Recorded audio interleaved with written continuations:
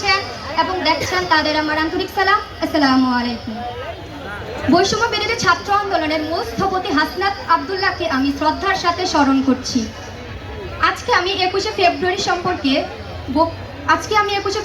সম্পর্কে দু চারটি কথা বলবো। 1952 সালের এই দিনে মাতৃভাষার সম্মান রক্ষা করার জন্য বুকের তাজা রক্ত ঢেলে দিয়েছিল বাংলার সাহসী ছেলেরা। তাদের রক্তে শৃঙ্খল মুক্ত হয়েছিল দুঃখিনী মায়ের মাতৃভাষা। 21শে ফেব্রুয়ারি কেন আমাদের কাছে এত গুরুত্বপূর্ণ? কারণ 21শে ফেব্রুয়ারি আমাদের স্মরণ করিয়ে দেয় অধিকার আদায়ের সাধনা, স্মরণ করিয়ে দেয় অন্যায়ের বিরুদ্ধে গর্জে ওঠার উন্মাদনা।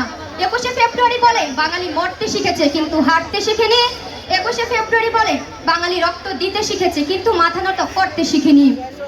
প্রখ্যাত ভাষাবিজ্ঞানী ডক্টর মোহাম্মদ শহীদুল্লাহ বলেছে, মা, মাতৃভূমি এবং মাতৃভাষা এই তিনটা জিনিস আমাদের কাছে পরম শ্রদ্ধার বিষয়।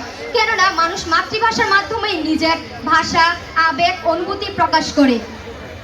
এর এই ভালোবাসার কারণে 1948 সালে পাকিস্তান সরকার যখন পাকিস্তানের রাষ্ট্রভাষা উর্দু গণ্য করে, তখন বাংলা সংখ্যাগুলো বাংলাদেশের জনগণ খুব অভিরূপ প্রকাশ করে। বাংলার দামাল ছেলেরা তাদের বাংলা ভাষার সম্মান রক্ষা করতে তাদের বুকের তাজা রক্ত দিতেও দ্বিধাবোধ করেনি। সেই দিন 144 ধারাও তাদের আটকে রাখতে পারেনি। তাদের বুকের তাজা রক্তে রাজপথ ভিজে গিয়েছিল।